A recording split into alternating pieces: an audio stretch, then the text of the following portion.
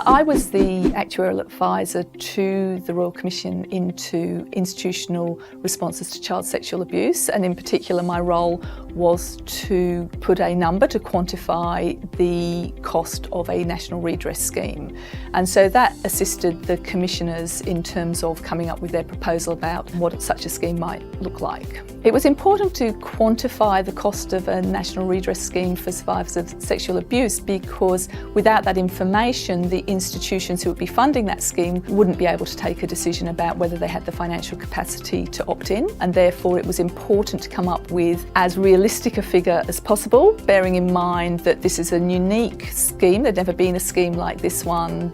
anywhere in Australia or overseas, so it was important to get a realistic number so that people could, or institutions who were looking to fund that scheme, could take the decision that they had the financial capacity to be part of it. For me, the most rewarding part of working with the Royal Commission was to ultimately see the recommendations made by the Commission in terms of setting up a national redress scheme be adopted by the Commonwealth Government. And since the 1st of July last year, 2018, we've now had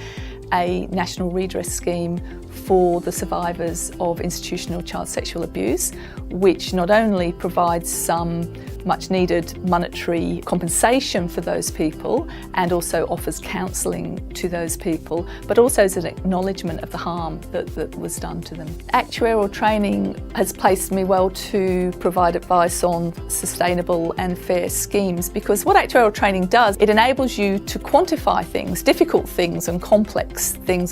interactions. And by doing that, you can put information in front of the policy makers, which enables them to take good decisions and to work out the trade-offs that are inevitable in most schemes. During the reform process of the New South Wales CTP scheme, I worked with the insurers to look at the proposals that were being put forward and to help them to form their response. In doing that, we were looking at what's going to reduce the frictional costs in the scheme, what's going to produce stability in the scheme so it can be priced more accurately, and what's going to deliver good outcomes for those people who are injured in motor vehicle accidents. Well, actuaries have been very successful in the general insurance industry in the last sort of 20 years that I've been involved, but I still see that there's lots more opportunities for actuaries in the future. So some areas where I think that actuaries can do more is in risk management, also in commercial lines pricing. I think actuaries can do more in claims management, particularly in improving claims management outcomes. And I think that they could also play a part in climate and